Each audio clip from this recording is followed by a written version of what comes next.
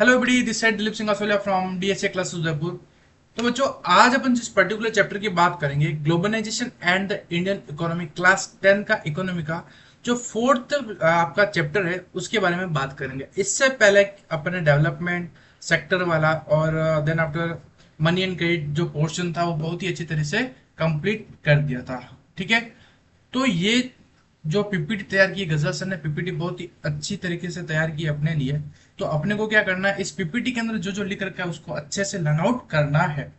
आप मेरे को 15 से 20 मिनट दीजिएगा, मैं आपको दावे के साथ कह सकता हूँ कि जो इसके अंदर लिख रखा है वो आपको अच्छे से हर चीज समझ में आ जाएगी। और 2 से 3 बार अगर ये वीडियो देख लिया तो अंदर जो जो लिख रखा है वो आपके दिमाग के अंदर भी चला जाएगा। ठीक है, तो वीडियो को स्टार्ट करते हैं बिना किसी टाइम को वेस्ट किए। और आपके सामने चैप्टर वाइज जो मोस्ट इंपोर्टेंट क्वेश्चंस है, प्रैक्टिस क्वेश्चंस, ठीक है, तो उनकी एक बहुत ही अच्छी सीरीज आने वाली है। देन आफ्टर उसके बाद में अपन जो बोर्ड्स की जो क्वेश्चंस है उनकी सीरीज लेके आएंगे। चलेगा, अब बिना किसी टाइम को वेस्ट किए हमारा वीडियो स्टार्ट करते हैं। देखिएगा, globalisation in the Indian economy. Globalisation का क्या मतलब होता है? ठीक है, तो ग्लोबलाइजेशन का मतलब होता है कि जो इंडिया है, इंडिया के साथ में जो अदर कंट्रीज के साथ में जो रिलेशन है, जो टाइप है, या फिर जो एमएनसी कंपनी है, कौन सी कंपनी?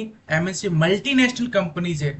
आपने देखा होगा कि इंडिया के अंदर ऐसी बहुत सारी कंपनीज है, बहुत सारे फर्म्स है जो इंडिया की नहीं है, बट उसके बावजूद भी इंडिया के अंदर ट्रेडिंग कर रही है। जैसे जो बाहर की कंपनियां हैं, जो बाहर की कंपनियां हैं, वो इंडिया के साथ में, इंडिया के अंदर या फिर इंडिया के साथ में मिलजुल कर क्या कर रही है? ट्रेड कर रही है, बिजनेस कर रही है एक अच्छे लेवल पर। ठीक है, तो अभी मैं आपसे पूछूं कि जो आईफोन कंपनी है वो कहाँ की है? ठीक है, उसका जो टेक्नोलॉजी वाला पार्ट है वो कौन संभाल रहा है? टेलीकॉलर वाला पार्ट है वो कौन संभाल रहा है? उसकी बॉडी कहाँ पर तैयार हो रही है? मेनली वो कंपनी कहाँ की है ना? तो ये सब मैं पूछूं तो आप बोलोगे कि सर इसका ये पार्ट ये कंपनी संभालती है, ये इकोनॉमी संभालती है, ये कंट्री संभालती है, और दूसरा वाला पार्ट ये करता है, इसको मैनेज ये करता है। तो globalisation in the Indian economy आपके इस करिकुलम में ऐड इसलिए किया गया कि आपको पता होना चाहिए कि एलपीजी लिबरलाइजेशन क्या हुआ था। ठीक है, क्या कह सकते हैं कि कमियां थी अपने इंडियन इकोनॉमिक सिस्टम के अंदर, जिसकी वजह से कुछ ट्रेड बैरियर्स को हटा के अपने को LPG liberalisation, privatisation and globalisation करना पड़ा। ठीक है, तो चलेगा, अब हम स्टार्ट करते हैं।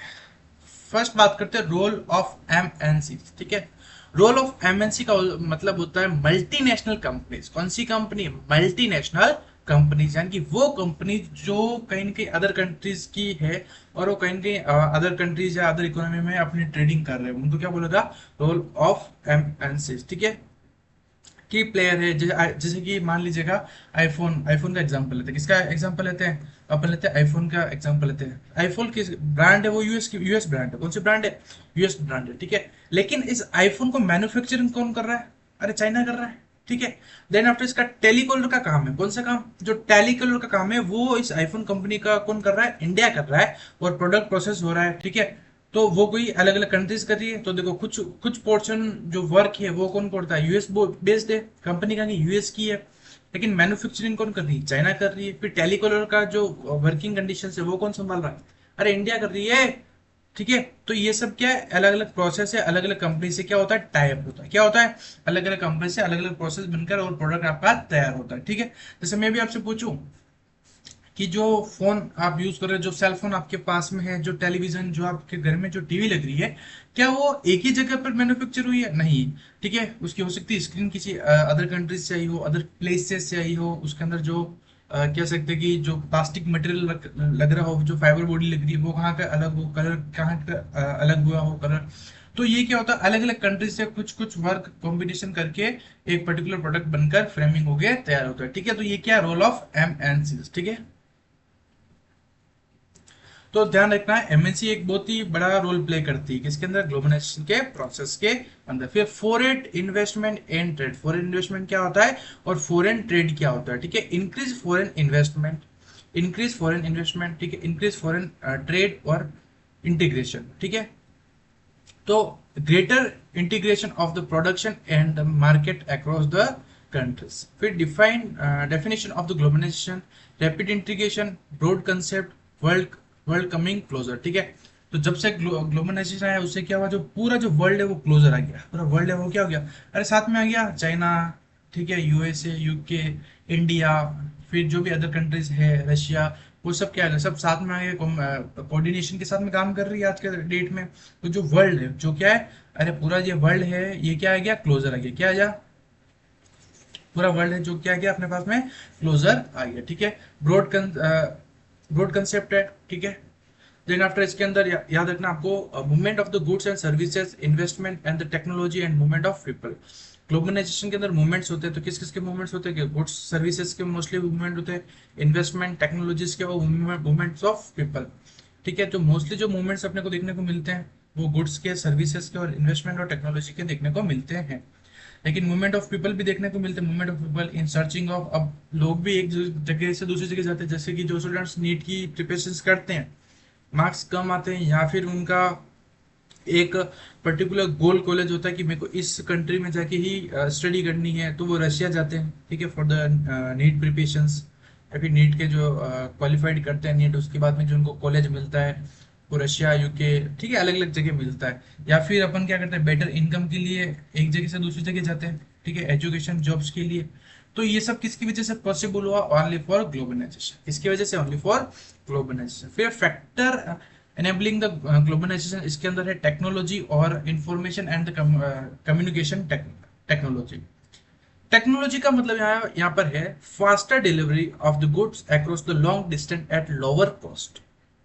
आज के टाइम पर आप कुछ भी चीज प्रोडक्ट प्लेस करते हो, आपको नहीं पता वो प्रोडक्ट कहाँ पर मैन्युफैक्चर हो रहा है, कहाँ पर उसका वेयर हाउस है, कहाँ पर उसका स्टॉक है, बट 2 से 3 दिन या फिर हफ्ते भर में जो भी उसका टाइम ड्यूरेशन रहता है अकॉर्डिंग टू द डिस्टेंस, वो पर्टिकुलर प्रोडक्ट आपके घर के या फिर आपके घर या फिर आपके पास में प्रोडक्ट पहुंच जाता है, ठीक है, because of technology. E services जो अपने पास में है, इलेक्ट्रॉनिक सर्विसेज हैं, जितने भी एप्लीकेशन दिख रहे आप यूज करते हो या फिर देखते हो, अमेजोन, फ्लिपकार्ट, ठीक है, तो ये सब क्या है, ये सब टेक्नोलॉजी की वजह से पॉसिबल हुआ, ठीक है। एक देश से दूसरे देश, एक इकोनॉमी से दूसरी इकोनॉमी से अपन जो कोऑर्डिनेट हो रहे हैं वो किसकी वजह से हो रहे हैं, ओनली फॉर ग्लोबलाइजेशन, ठीक है।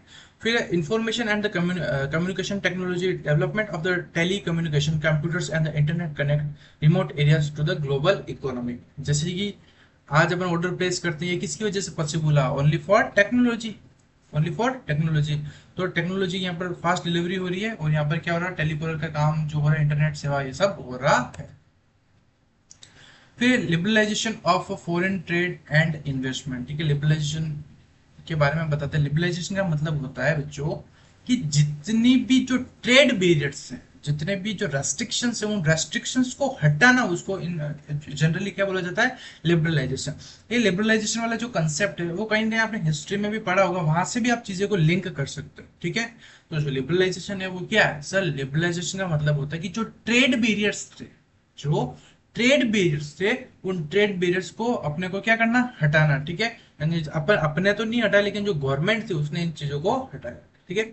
लिबरलाइजेशन डिफाइंड रिमूव और the restriction on foreign trade and investment, यानी कि रिमूव करना, किसको हटाना, जो फॉरेन ट्रेड और इन्वेस्टमेंट पर जो रेस्ट्रिक्शंस थे उनको क्या करना, हटाना, उसको क्या बोला गया, उसको बोला गया लिबरलाइजेशन। क्या बोला गया, liberalization. LPG, liberalisation, privatisation and globalization कब आया था, 1991 से ये स्टार्ट हुआ था। Indian government open the economy for the global competition है, ये इंडियन इकोनॉमी ने क्या कर दिया, ओपन कर दिया, ओपन इकोनॉमी बना दी। ओपन इकोनॉमी वो इकोनॉमी होती है जिसके रिलेशन अदर कंट्रीज के साथ में भी होते हैं, उसको बोलते हैं ओपन इकोनॉमी।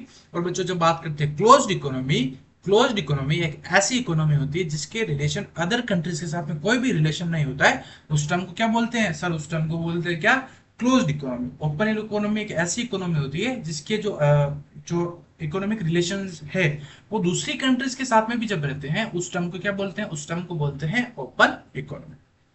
तो जब से एलपीजी आया, लिबरलाइजेशन, प्राइवेटाइजेशन, ग्लोबलाइजेशन आया, तब से सर अपने पास में जो ट्रेड बैरियर्स थे वो सब हट गए, और जो अदर कंट्रीज या अदर इकोनॉमीज थी वो भी अपने यहाँ पर आके इन्वेस्टमेंट कर सकती है और ट्रेडिंग कर सकती है, सब चीजें कर सकती है, ठीक है। Liberalisation, liberalisation removing the barriers और the restriction stay by the government, किसने हटाया था, गवर्नमेंट ने हटवाया था। चलेगा। Impact on liberalisation, impact first, impact second, impact third. easier import and export of good, foreign companies can establish operation in India। ठीक है, ये कुछ टेक्निकल इशू हो रहा है। ठीक है, तो जितने भी आपके इम्पैक्ट फर्स्ट में है कि जितने भी आप इंपोर्ट और एक्सपोर्ट है वो इजीली कर सकते हो, कुछ सामान मंगवा भी सकते हो, कुछ सामान बाहर भिजवा भी सकते हो फॉरेन कंपनीज के साथ में भी या फिर इंडियन कंपनीज के साथ में। तो फर्स्ट काम क्या हुआ, इंपोर्ट एक्सपोर्ट इजीली हो गए अदर कंट्रीज के साथ। ठीक है, इम्पैक्ट सेकंड पढ़ते हैं।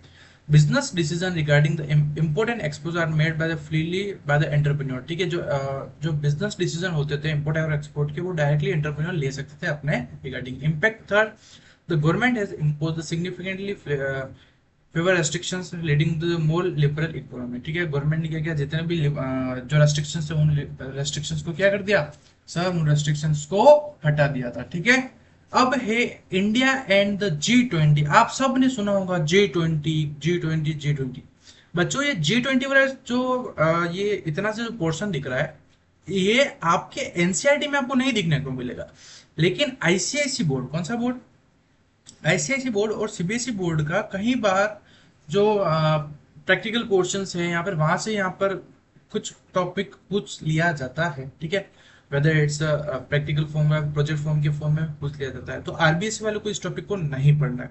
G20 क्या, इसको आप सीबीएसई वाले जो है और आईसीआईसी वाले वो जो बच्चे हैं, खाली इसको रीड आउट कर लेना। ठीक है, उसको मैं और अलग से पढ़ा दूंगा। फिर है, तो यहाँ पर आपका जो मेन पोर्शन था इस चैप्टर में, मेन पोर्शन बहुत ही कम है। मेन क्या है, ग्लोबलाइजेशन की डेफिनेशन, लिबरलाइजेशन क्या हुआ था, ये कुछ टॉपिक्स थे जो आपको पता होना चाहिए। ठीक है,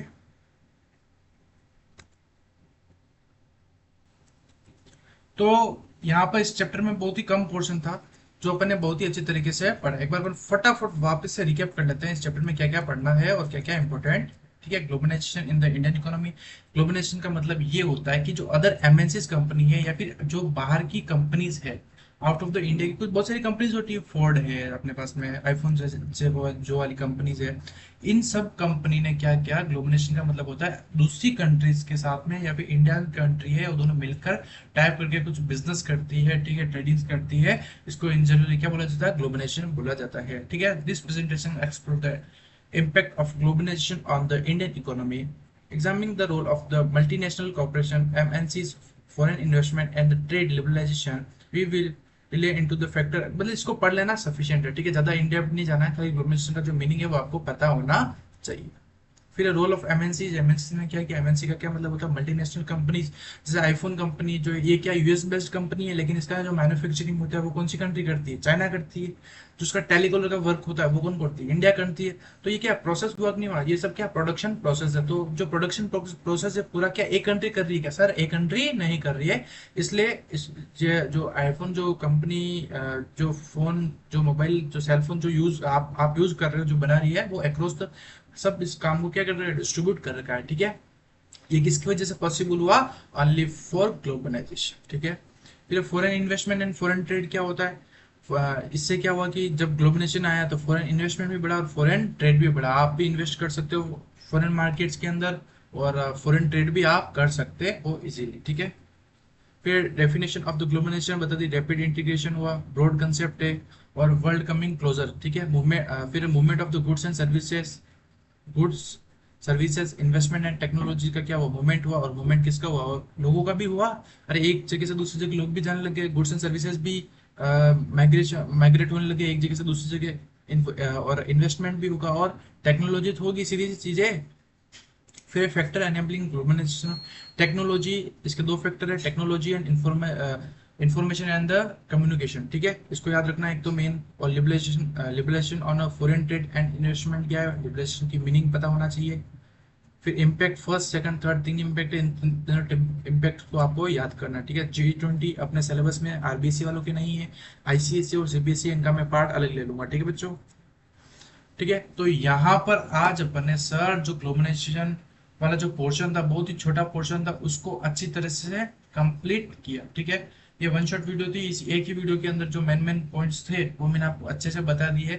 और यहाँ पर आपका जो चैप्टर होता है वो खत्म होता है। एक लास्ट चैप्टर और कंज्यूमर वाला जो एक चैप्टर है वो आपका जरूर रिमेनिंग है, वह भी बहुत ही जल्दी आपके सामने इसी YouTube channel DSA class Udaipur जो यूट्यूब एजुकेटर जो है वहाँ यहाँ पर इस चैनल पर आ जाएगा।